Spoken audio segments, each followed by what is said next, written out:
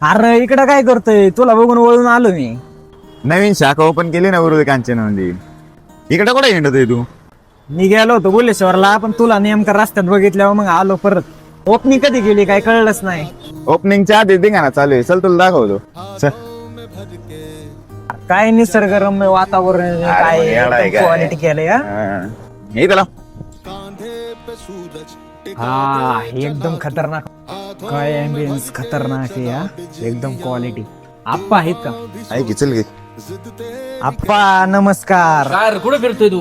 आलो होतो इकडे जरा, म्हणलं बुलेश्वरला जाऊन यावं, पण नेमका आदित्य दिसला हॉटेल दाखवलं त्यांनी जरा, नाही का? हा का? हा. चालू केलंय नवीन. हा का?